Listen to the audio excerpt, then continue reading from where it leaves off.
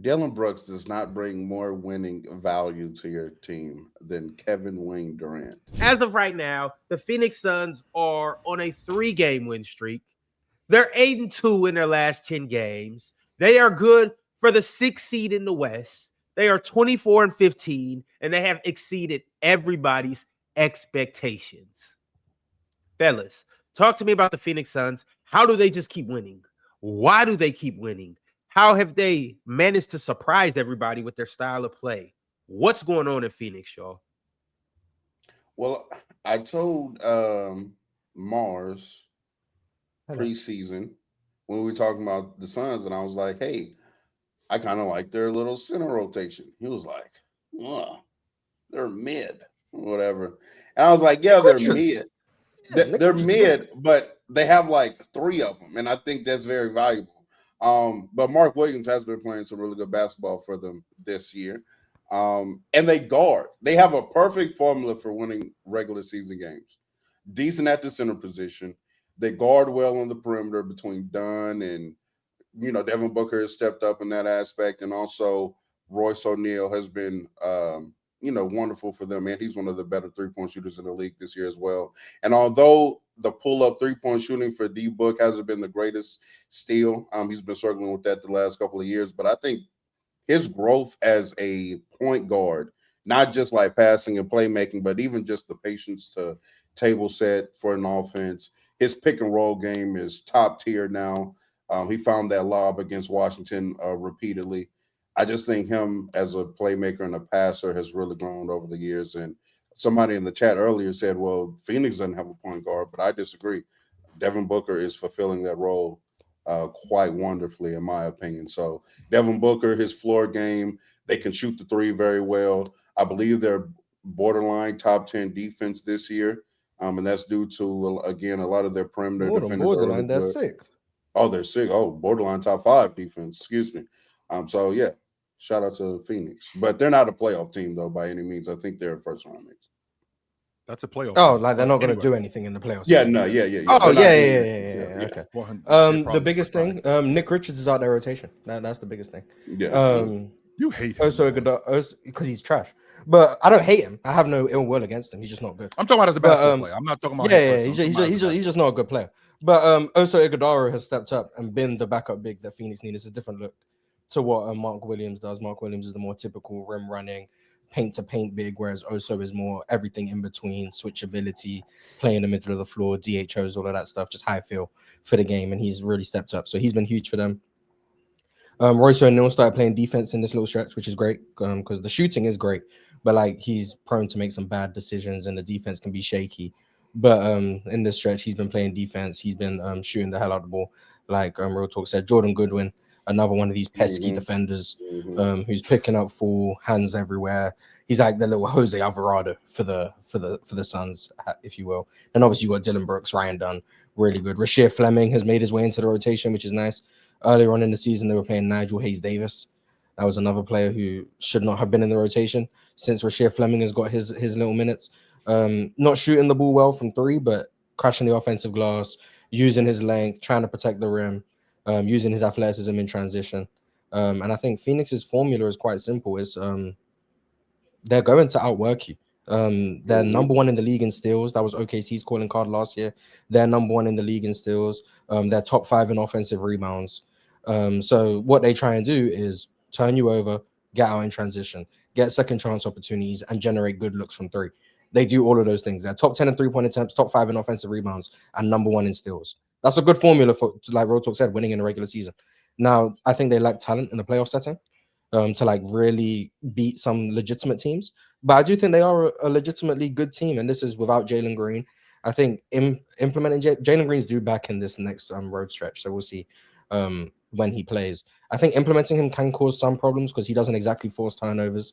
He Mm-hmm. doesn't exactly get offensive rebounds. He does shoot threes, so that's valuable. But it's going to be how do you implement him? Is he going to give things back on defense? It might be like a J-Dub back in OKC situation where implementing can have some adverse effects early on in terms of the record and whatnot.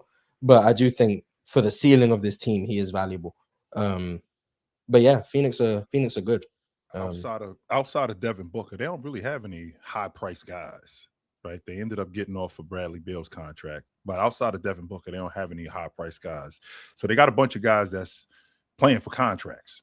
In the process of playing for contracts, you have a tendency to play a lot different. Now, one of the things that I found out in the league, one of the things that I found out in the NBA is if you can guard the long ball line, if you got athletes and you can rebound, you will be in games at the end of the game. And the Phoenix Suns got a closer in Devin Booker who will give them an opportunity to win. On top of that, and Ox can attest to this, and I ain't even grow up with Ox, but I think Ox is the ultimate hype man. I think Ox is the ultimate hype man when you're on the court. And I think Dylan Brooks is that hype man for Ryan Dunn. Dylan Brooks is in Ryan Dunn's ear. He can't score on you. You can stop him. Don't worry about him. And that filters down to the rest of the group. Same thing with Godwin. You stopped him before, you can stop him again. When you start hearing that starts to resonate now on the offensive side of the basketball. When Colin Gillespie knocks down an open shot, Book goes right back to him again, knock the next one down. And now you generate a confidence amongst this group. I feel like this group, they might be they might be a little bit overstating what they are, but in the end, this team together, I think their brand of basketball is what helps them win. Because again, they guard on the perimeter. I think they're one of the better defensive rebounding teams in the league, which means they don't give up a lot of second chance points. In addition to them being one of the better defensive rebounding teams, I love what I'm seeing from Mark. I love what I'm seeing from Mark Williams. Mark Williams is that presence in the paint that they didn't have last year. Mars, I know how you feel about Nick Richards. Mark Williams is a breath of fresh air when it comes to Nick Richards. Absolutely. He's the complete opposite. I can go to him for a bucket. He's going to give me putbacks. He's going to run the floor. In addition to him running the floor, I got Dylan Brooks. Dylan Brooks is the confidence guy. Dylan Brooks is the dude who, you swing on him and I'll jump in. Just all you got to do is don't worry about none of the other stuff. You just swing on him. As soon as you swing on him, I'm jumping in. And he'll knock down open shots. He's not going to back down from anybody. He's going to play defense as tough as you can possibly play defense. And I feel like that resonates throughout the crew. And because that's going on, I feel like this team is definitely viable. Now, in order to win a playoff series, as you know, Real Talk, teams scheme against your weaknesses. They do have a lot of weaknesses offensively. And I think teams are going to scheme against them. However, in a regular season setting, when I got to see Toronto on a Tuesday, and then I got to see Charlotte on Thursday, and then I got to see the Lakers on Saturday, we can win some ball games. So Dylan Brooks is and always has been a good basketball player.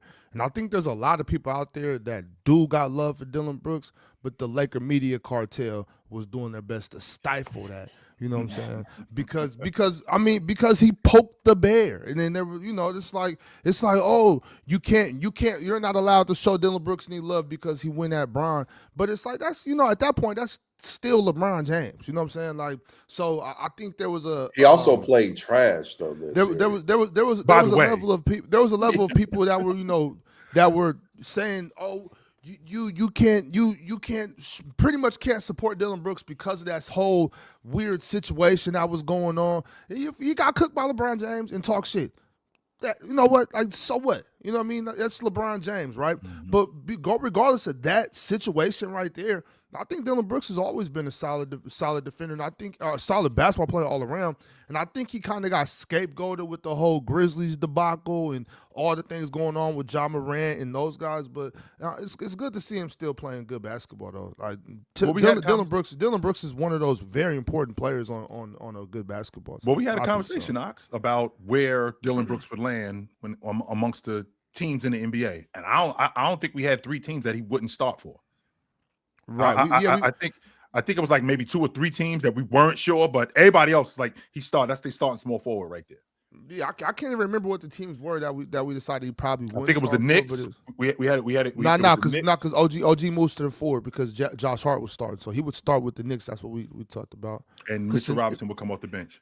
Yeah, because that's the lineup. I do remember that. Man, Dylan Brooks is a solid basketball player, and he just I think you have an extra level of confidence when you're playing with somebody like Dylan Brooks.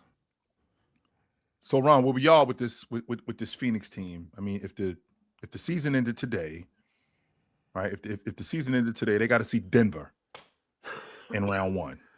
See ya. That's yeah. That's over. No Jokic. Hey, No Jokic. They got hurt. no Jokic. Oh no, Yeah, they got Jokic. hurt. What are you talking about? They got hurt. Yeah, The we season the ends season today, ending today. Yeah, no Jokic. The season ends today, Ox. We got Aaron Gordon, Peyton Watson, Aaron Jamal Gordon on a Murray. minutes restriction, mind you. Aaron Gordon on a minutes restriction. Aaron Gordon on a Oh, minutes well, with that, restriction. if we're talking about no Jokic in there, it's even Stevens. Christian Brown gonna have to play one game and then miss the next one because he coming back from the ankle. I mean, we might have we might have some action. Somebody who's the best shooting guard? Johnson is out. Cam Johnson is Who's the out. best shooting guard in that series? Devin Booker, stop playing, Swiper. What propaganda are you trying to push right now? No problem. Okay. Yeah, who would it be? What are you doing right now? What are you doing right now, Swiper? No problem. But real quick, and I don't want to bring it back to this, but somebody said something in the chat, and so I just want to address it. We know who the better basketball player is. We know this, right? But as far as having just the overall impact on a winning basketball team, real talk, please don't do this, bro. Let's talk. Let's just talk, bro. I think I know where this is going, and I don't want. I mean, I'm just curious. I'm You're serious. gonna I'm lost. You are And going not only are you gonna listen, but you're gonna like it. You're gonna like this, boss. Yes, you are. We're gonna let me see. But for real, like for real though, for a guy that's always averaged around 20, always been a super high level defender, you know what I mean, and just brings that extra level of aggression and intensity to the basketball game. I mean, can't we see that this guy's impact on winning is super high, a high level of impact on winning basketball? Dylan Brooks. That's it. While we know Kevin Durant has a much higher skill set, is there no way that we can see a different level of impact in the game when you bring that tenacity, when you bring that dog level on the floor? You know what I'm saying? When you're not super nonchalant about baskesketball. I just think. Are you arguing if Dylan Brooks has more winning impact than Kevin Durant? Not necessarily. I'm just bringing up just bringing it up. It's just I'm just knocking. Just want to talk. I know who I would rather have. I just want to talk. A guy. Because especially. Can you? Yeah, come on. He asked you to open the door, Mars. He said you crack the door. Can you crack the door? I've told you so many times. What would are you prepared? Are you prepared for the return of Dylan Brooks? You know what I'm saying? I'm just here to talk.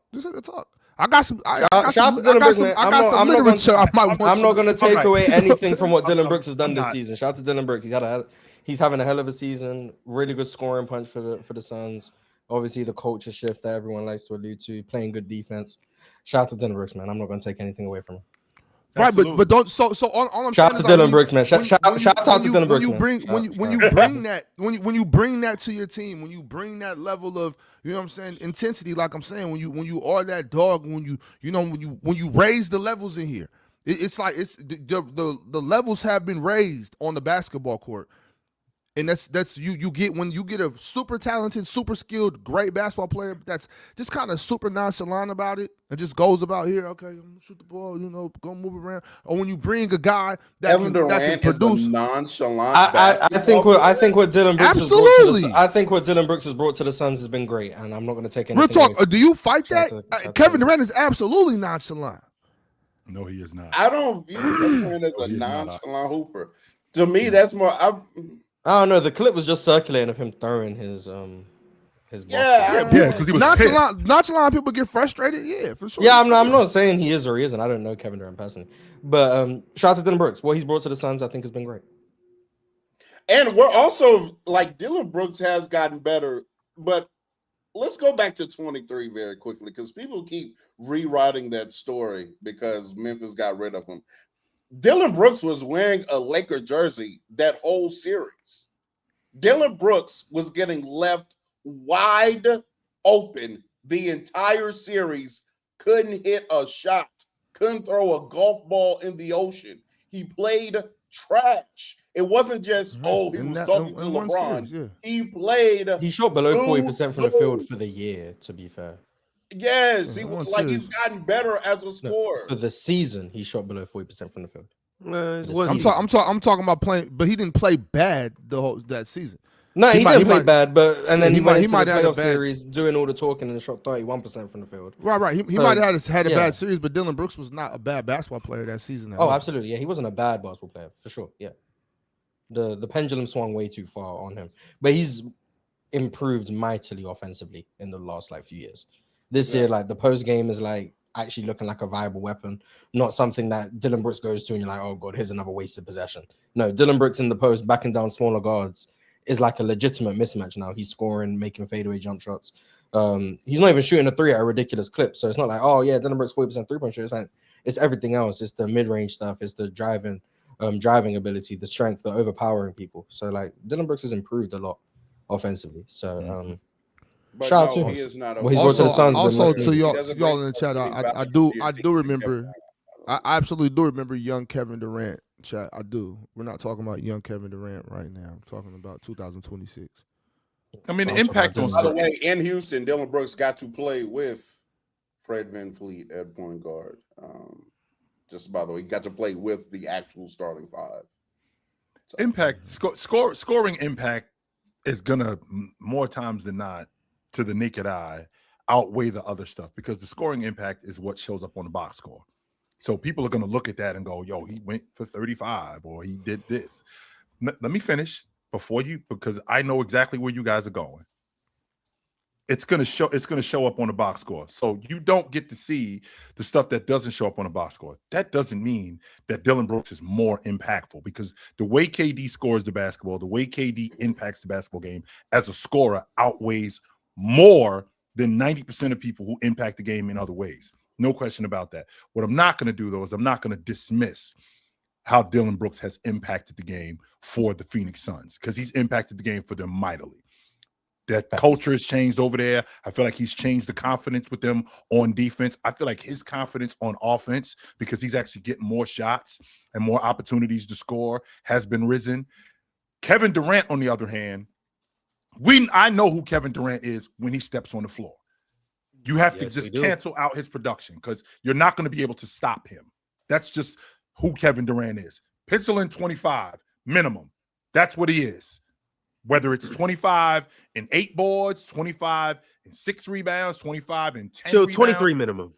So because he just had 23 last night. Nice. Okay, 23 minimum. Around 23 to 25. And it's going to be loud too. So it's not going to be, because you always have to know where Kevin Durant is. Dillon Brooks, I mean, he's the kind of player in terms of a bucket getter where you're comfortable with him scoring. Like, if we're going to lose, we're comfortable with Dillon Brooks shooting the basketball. We're comfortable with Dillon Brooks being a bucket getter. We're comfortable with Dillon Brooks having the ball in his hands. KD, you're not nearly as comfortable with him doing that because you know that at any point it could go to pieces for your group when he gets That's going. a fact. You know that. That's a fact, too. Wait till late February when Jalen Green comes back in tip-top shape. Y'all going to see the Suns won this trade. Jalen Green turned into a better player than Kevin Durant. Let's go. I'm gonna be here. But I told you one of them's going this way, Morris. The other one's going this way. So if Jalen Green can replicate his one and only full game of the season, oh yeah, that player's better than Kevin Durant. That's what we have. Oh man, he had 29 in 23 minutes. What do you want me to do? Yeah. Yeah, well, in late February when he's in tip-top shape, you know what I'm saying? When he's all the way solid. I just finding a way to talk about Dillon Brooks does not bring more winning value to your team than Kevin Wayne Durant. I can't even believe we're sitting here trying to. I don't think anybody up here thinks that's that. what Ox was insinuating. I don't look at him. I do not think that. No, I don't. I don't think that. No, I don't think that Dillon Brooks brings more winning impact than KD does. No, I don't think that at all. I don't know if I think that. I'm just saying it's worth looking at. That's what I'm saying. No, it's not. It's worth looking at. So how many games did the Rockets win last year? Man, next 52, chat. 52. All right. I'm sorry. I thought it was Keep a close eye on that number 52. Just keep that in the back of your mind. And the Suns won 36 if you can. And how many wins do they have right now? 24. Huh. It's the panel. Religion get built on cam. Where the check throw smoke and the hoes go ham. You ain't never seen hoops out here did raw. Every take got weight, every night we drop. Yeah, this that barbershop. Courtside, worldwide tone. Welcome to the only show that really feel like numbers jumping like the score.